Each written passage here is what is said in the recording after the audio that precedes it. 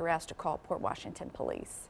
Raising awareness about raising the minimum wage. The Labor Department's top dog in town today, talking to the working poor about how they get by. Of course, workers love the idea of raising the minimum wage, but our Mike Lowe reports it is not so popular with the people who sign their paychecks. At a Northside Milwaukee McDonald's, you'll find Marvin Jones. I'm the maintenance guy there. He does dishes, wipes tables, shovels snow, and cleans the bathrooms. You wouldn't imagine how many people come in to use the bathroom, you know what I'm saying? And it's not their bathroom at home, so they don't really care how they leave it. You know, 3 or 4 times out of the day, I do have to wipe poop up to the serious extreme where it doesn't hit the toilet. For all of that, the 45-year-old gets $7.25 an hour, the federal minimum wage.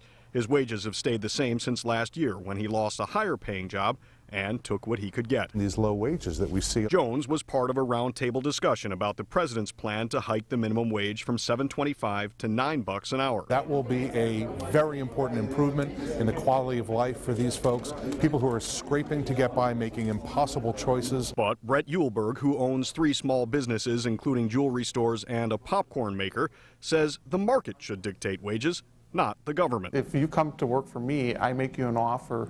If you don't want to work for the wage that I offer you, that's your choice. He says an increase in the minimum wage would force him to lay off workers. When you start adding up, if you have 10 employees making an extra $2 an hour, even at a 30-hour work week, you know, that adds up real fast, real quick. But for workers like Jones, the McDonald's job is all he can get, and his budget is tight. 2 2-week periods is $800 a month. Now my rent is $500 and my electric bill is $200. $40 so that $100 is for bus fare. So that leaves me with $60 to make it for the rest of the month. Is that enough money to live off of? Jesus Christ, no, it's not.